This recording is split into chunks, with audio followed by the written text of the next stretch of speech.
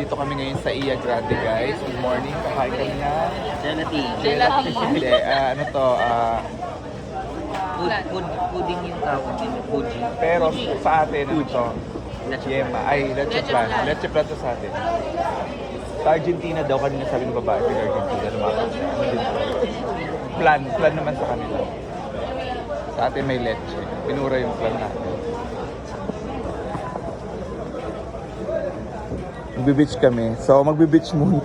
Kakain muna ng matamis bago mag-beach. Bakit? Sige. Sarap. Sa mga fans ni Kit, hello po dyan. Kit, Uy, hi. Kit. Uy, wala. Pero dolphin.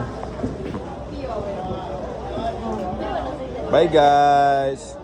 So guys, kusina. Ito naman ang kusina. Ano to? Food ng ano yan. Parang bread dito sa Brazil. Yung loob niya ay Masarap ba yan? Chicken. Chicken and Cheese and then chicken. oo, masarap. Masarap guys. Ito oh, sarap. Ayaw mo? Sarap kayo. Sarap. Masarap guys. Talaga. Eat 1 to 10. Kung 1 to 10, 9.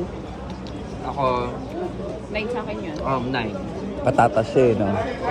Sabi, Diba? kala ko nung una Pero patatas. sabi nila hindi daw pata. Sabi hindi daw patatas, kaya Post daw mo na to. yan. Hindi mo gusto? Nakikita ko yung mukha. Oo, masarap. Titikman ulit namin yung ibang food later. Papauso ko nga ito sa Pilipinas eh. Cheese yung loob, pero patatas yung... Alam ko patatas. Hindi, ang sabi nila, cheese daw to. Cheese daw yung nasa Cheese din to. Tapos chicken yung, Nasa kumbaga loob may mismo. chicken, parang gano'n. Okay. Pero feeling ko rin parang patatas yung talaga. Patatas, baka di lang naman mapaliwanag. Sarap na. Kasi hindi mapapray ng ganyan kung di yung patatas.